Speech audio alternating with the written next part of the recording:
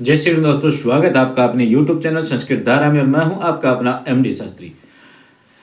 ये जीवन जो है संघर्ष से भरा हुआ है और बिना संघर्ष के किसी प्रकार का जीवन भी हम व्यतीत नहीं कर पाते। जैसे कहते हैं कि अगर किसी व्यक्ति के किसी प्रकार का अगर कर्ज ना हो तो वह व्यक्ति अपने जीवन के अंदर उन्नति नहीं कर पाता। क्यों? कि बिना जिम्मेवारियों के कर्ज नहीं होता और कर्ज के बिना जिम्मेवारियां भी नहीं होती है। यहाँ पर कहीं ना कहीं किसी ना किसी को किसी ना किसी प्रकार से जिम्मेवारियाँ लेनी पड़ती है तथा उसको कर्ज भी लेना पड़ता है। और वैसे भी तो हमारे ऊपर 3 प्रकार के कर्ज होते हैं, जिसे पितृ ऋण कहते हैं, गुरु ऋण कहते हैं और देव ऋण भी कहते हैं। ये तीनों ऋणों से भी उऋण होने के लिए हमें कहीं ना कहीं प्रयास करते रहना चाहिए। उसी प्रयास के अंदर लगे हुए हम अपने जीवन को व्यतीत करते हैं तथा साथ साथ में हम आपके साथ में जो वार्तालाप करते हैं, ये दिशा निर्देश इसलिए देते हैं कि जो भी मेरे भाई बंधु हैं वो जो हमारे वीडियो को देख रहे हैं उन सभी को अपने जीवन के बारे में, अपने मंथली के बारे में, अपने चंद्र कुंडली के बारे में ये जानकारी जरूर अवश्य मिल जाए, जिससे वह कुछ बातों का ध्यान रख सके।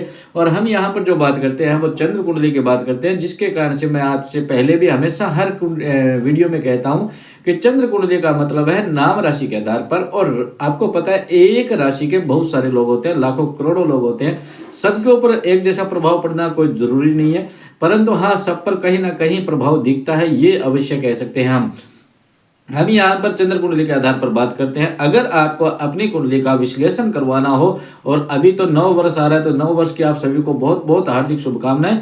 नए वर्ष के ऊपर आप ये सोच रहे हो कि हमें अपनी कुंडली का विश्लेषण करवाना है और अपनी कुंडली के माध्यम से हम ये देखना चाहेंगे कि हमारा पूरा वर्ष कैसे व्यतीत होने वाला है, पूरा महीना कैसे व्यतीत होने वाला है, हमारा जीवन किस प्रकार का है और हमारे क्या संघर्ष हैं और किस प्रकार की समस्याएं हैं, किस प्रकार की उन्नति है, किस करियर में जाएं, किस क्षेत्र के अंदर जाएं या फिर कौन सी दिशा में हमें कार्य करना चाहिए, कौन सी दिशा में हमें प्रयास करना चाहिए। ये सारी चीज जानकारी अगर आपको चाहिए तो आप अपनी खुद की जन्म कुंडली का विश्लेषण करवाइएगा। जो आपको स्क्रीन पर नंबर दिखाई दे रहे हैं उसके माध्यम से व्हाट्सएप करके आप नियमों को फॉलो करते हुए कुंडली का विश्लेषण करवा सकते हैं, जिससे आपको पूर्ण रूप से पूरी भविष्य की सटीकता से जानकारी देने की यहाँ पर पूर्ण रूप से कोशिशें की जाती है। चलिए फिर हम चलते हैं आज के अपने चंद्र कुंडली के आधार पर जो हमारा एपिसोड बना है उसी के आधार पर चलते हैं कि आज हम बात करने वाले हैं धनु राशि वाले जातकों के लिए। तो धनु राशि वाले जातकों के लिए सबसे पहले मैं कहना चाहूँगा सभी को बहुत बहुत शुभकामनाएं, 9 वर्ष की बहुत बहुत शुभकामनाएं आप सभी के लिए। जो 2025 का नया वर्ष आपके लिए जो आ रहा है उसके अंदर किस प्रकार का योग बन रहा है ये देख लेते हैं। सबसे पहले तो मैं कहना चाहूँगा भैया आपके बुध आदित्य योग जो है लगन के अंदर बनता दिखाई दे रहा है, तो इसका मतलब यह है कि आपके लिए तो बहुत कुछ अच्छा होने वाला है। क्योंकि बुध आदित्य योग जो है, अगर बुध जो है व्यापार का है, वाणी का है, धन का है, सूर्य जो है माता पिता का है, यश मान पद प्रतिष्ठा, इन सभी चीज़ों का अगर ये दोनों चीज़ एक साथ मिल जाते हैं और वो भी केंद्र के अंदर अगर विराजमान हो जाते हैं और वो भी गुरु के स्थान पर हो जाते हैं तो पता नहीं क्या क्या दे जाते हैं भैया। तो आपके लिए तो बड़ा ही शुभ संकेत यहाँ पर दिखाई दे रहा है पहली चोट के अंदर ही। कहते हैं 4 तारीख से शुरुआत बहुत अच्छी होने वाली है आपकी, क्योंकि 4 तारीख को बुध भगवान जो है वो परिवर्तन करेंगे और आपको बुध आदित्य योग का निर्माण होता हुआ यहाँ पर दिखाई दे रहा है। और कहते गए आपके जितने भी कार्य थे जो नहीं हो पा रहे थे वो कार्य अब आपको ऐसा लगेगा कि बिना करे ही कार्य होते जा रहे हैं। जो सोचा नहीं था वह भी हमारा कार्य बड़ी सरलता के माध्यम से हो रहा है। ऐसी आपको यहाँ पर कुछ संभावनाएं दिखाई देती हुई दिखेगी। स्वास्थ्य की सबसे पहले भैया वो कहते हैं ना, निरोगी काया सर्व शरीरम आद्यम धर्म खलु साधनम, सबसे बड़ा सुख यही है। तो कहते हैं कि स्वास्थ्य से संबंधित आपकी अगर हम बात की जाए तो स्वास्थ्य से संबंधित जो धनु है यानी आपके बृहस्पति हैं और बृहस्पति आपके बैठे हुए 6ठम भाव में। 6ठम भाव भैया उसको ऋण का, रोग का और गुप्त शत्रुओं का इत्यादियों का बताया जाता है। तो यहाँ पर कहा जाता है कि पेट से संबंधित आपको कुछ दिक्कत रह सकती है, नजला जुकाम इत्यादि भी आपको हो सकता है, तो उसका आप ध्यान रखें और अपनी औषधि का भी ध्यान रखें, दवाई टाइम पर लें। और अगर किसी प्रकार से कोई पुराना रोग आपके चल रहा है तो उसके अंदर भी आपको अगर कहीं यात्रा करनी हो तो आप उसका पूर्ण रूप से अपनी दवाइयों का ध्यान रखिएगा और साथ में खान पान का भी ध्यान रखिएगा, जिसके कारण से पेट में किसी प्रकार से एसिडिटी या गैस या फिर कोई ना कोई फूड पॉइजन इत्यादि का कोई दिक्कत ना हो। इन चीज़ों का ध्यान आपको खुद को स्वयं को रखना है, क्योंकि इन चीज़ों से आपको किसी प्रकार की समस्या ना हो, हम ये ऐसी दुआ करते हैं। उसके बाद हम बात कर लेते हैं विद्यार्थियों के बारे में भी, यानी विद्या अध्ययन करने वाले जितने भी छात्र हैं या एग्जाम देने वाले छात्र हैं उन सभी के बारे में कहते हैं कि विद्यार्थियों के लिए रिजल्ट बहुत अच्छा है। क्यों अच्छा है? क्योंकि देखो पंचमेश जो है मंगल है और मंगल बैठे हैं आपके अष्टम भाव में, अष्टम भाव में, लेकिन अष्टम भाव में आएंगे, अभी आए नहीं है, अभी तक सप्तम भाव में बैठे और सप्तम भाव में बैठ करके आपको काफी अच्छा रिजल्ट देते हुए यहाँ पर दिखाई दे रहे हैं।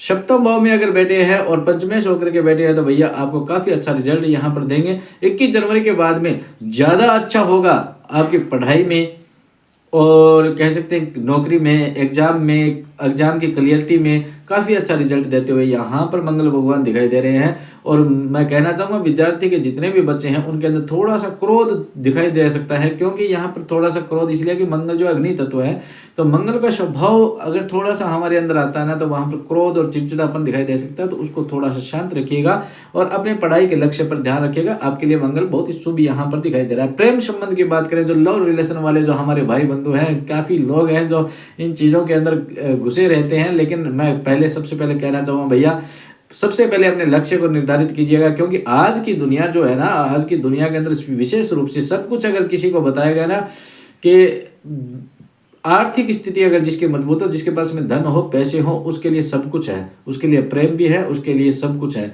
मित्र भी है, दोस्त भी है।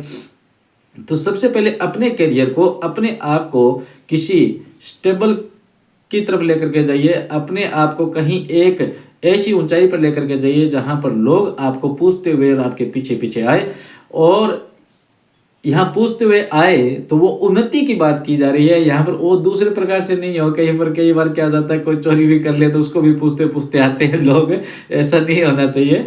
लेकिन यहाँ पर बात की जा रही है केवल और केवल उन्नति की। आप अपने लक्ष्य के ऊपर निर्धारित रहिए, जिसके कारण से आपको सब चीज़ें आगे से आगे मिलती जाएगी और ये आपको काफ़ी अच्छा यहाँ पर दिखाई दे रहा है। लेकिन लव रिलेशन वाले जितने भी मेरे भाई बंधु हैं उन सबसे कहना चाहूँगा उनके लिए बहुत अच्छा यहाँ पर योग बनता हुआ दिखाई दे रहा है।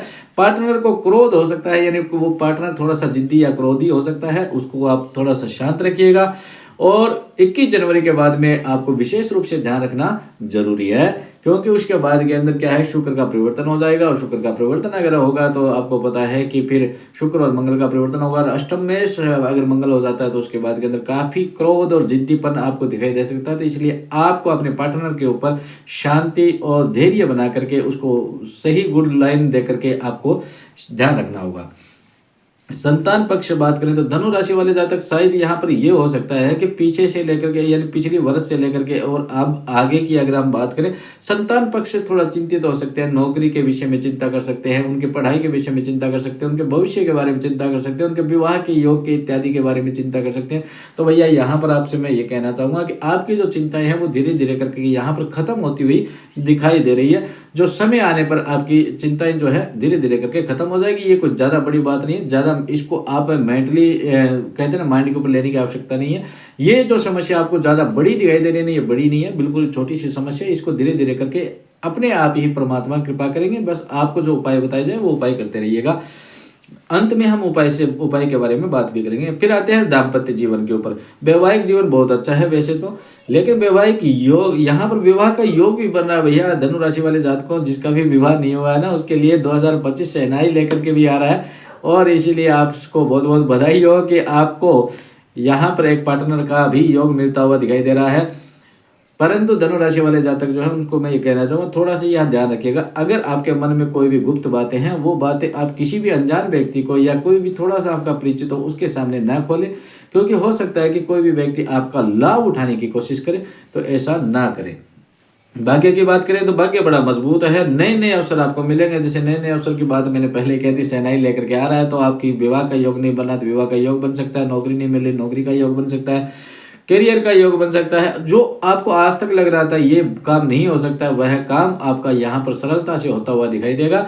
ऐसा भाग्य आपका साथ दे रहा है, और जिसका वैसा भाग्य साथ देता हो ना, इसका मतलब उसको कोई रोक नहीं सकता है। ठीक है, नेटवर्क आपका काफ़ी अच्छा बड़ा मजबूत होगा, यानी आपके लोगों के अंदर आपकी प्रसिद्धि फैलेगी, आपको लोग जानने लग जाएंगे, लोगों के साथ में आपका चलना फिरना उठना बैठना ये सब परिवर्तित होगा, और आपको लोग काफ़ी पसंद करने लग जाएंगे। करियर में भी बहुत अच्छा दिखाई दे रहा है, बोलना चालना आकर्षित होंगे और विदेश यात्रा भी बन रही है, तो विदेश यात्रा भी आप कर सकते हो। नौकरी और बिजनेस की अगर हम बात करें तो दोनों ही काफी लाभप्रद यहाँ पर दिखाई दे रहे हैं, परंतु यहाँ पर मंगल का आपको जप करना बहुत जरूरी है।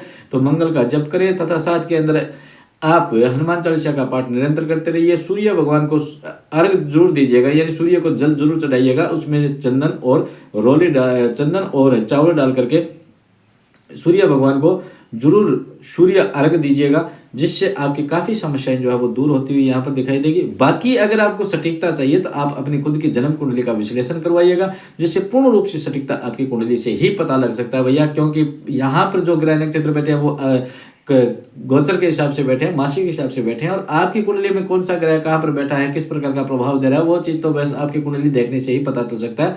तो इसलिए मैं कहना चाहूँगा, अगर पूर्ण रूप से सटीकता चाहिए, पूर्ण रूप से जानकारी चाहिए, तो आप खुद की कुंडली का विश्लेषण करवाइएगा। तो आपको वीडियो अगर अच्छी लगी हो तो इसको लाइक शेयर और सब्सक्राइब जरूर कीजिएगा। और भैया वैसे भी मैं देख रहा हूँ कि जो आलतू फालतू वीडियो होती है उसको तो बहुत मिलियन विलियन के अंदर ही जो व्यू और सब्सक्राइबर दिखाई देते हैं, और यहाँ पर आप वीडियो के अंदर बहुत ही कम सब्सक्राइब और व्यू दिखाई दे रहे हैं। तो भैया ऐसा मत कीजिए, सनातन धर्म को आगे बढ़ाइएगा, और मैं तो आपका सहयोग करने की कोशिश करता हूँ। अगर आपको कुछ लगता है कि भी हाँ आपके लिए मैं कुछ सहयोग करता हूँ, आपका भाई हूँ, आपका मित्र हूँ, आपका दोस्त हूँ, आपका पुत्र हूँ, किसी भी प्रकार से अगर आप अपना मानते हैं तो इस वीडियो को ज़्यादा से ज़्यादा लाइक और शेयर कीजिएगा, और जहाँ तक हो सके वहाँ तक पहुँचाने की कोशिश कीजिएगा। जय श्री राम, राधे।